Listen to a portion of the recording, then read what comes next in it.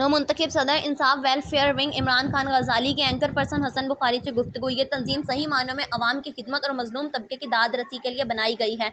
इमरान खान का हुकूमत में आने का मकसद ही पिसे हुए तबके को हकूक दिलाना और उसकी आवाज़ को अवानों तक पहुँचाना है। अपनी मदद आपके तहत जिला भर में खिदमत खलक का जज्बा लेकर हम मैदान में उतरे हैं। उन्होंने मजीद कहा कि डिस्ट्रिक्ट साहिवाल सिटी और तहसील की तंजीमों को जल्द मुकम्मल कर दिया जाएगा और इसके साथ साथ उन्होंने साहिवाल के मुखैर हजरात को खुलेआम दावत दी है कि बढ़ चढ़कर गरीब आवाम की दाद रसी के लिए हमारा साथ दें। हमारी जमात ने टाइगर फोर्स का इनकाद इसलिए किया था कि अवाम के मसाइल के हल के लिए ये कारकुन दो तोड़ अवाम की खिदमत करें। वो दिन दूर नहीं जब पाकिस्तान से बेरोजगारी, महंगाई और लाकानूनियत का खात्मा होगा। दुनिया देखेगी आने वाले दिनों में पाकिस्तान की कौम एक अजीम कौम के तौर पर सामने आएगी। कोरोना के हवाले से उन्होंने कहा कि हमारी जमात तमाम वसाइल।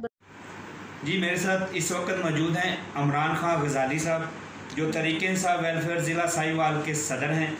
इनसे जानते हैं कि डिस्ट्रिक्ट साहिवाल में तंजीम साजी मुकम्मल हुई है, तहरीक इंसाफ के विज़न के मुताबिक क्या कर रहे हैं, टाइगर फोर्स के हवाले से क्या कहेंगे? बिस्मिल्लाहिर्रहमानिर्रहीम। अभी चंद दिन हुए मुझे नोटिफिकेशन मिला है, ये एक नई तंजीम है जो इमरान खान की सुपरविजन में बनाई गई है। ये रियासत मदीना की तरफ इमरान खान का जो इक़दाम है, जो वर्कर्स से काम लेना चाहते हैं, उसके लिए ये तंजीम बनाई गई है। इसके ऊपर हम 2 इजलास कर चुके हैं और इंशाअल्लाह इमरान खान के विजन के मुताबिक इसको यूसी लेवल तक और वार्ड लेवल तक हमने इसको मुकम्मल करना है और 1 महीने के अंदर अंदर इसकी तैयारी करके हमने उनको देनी है।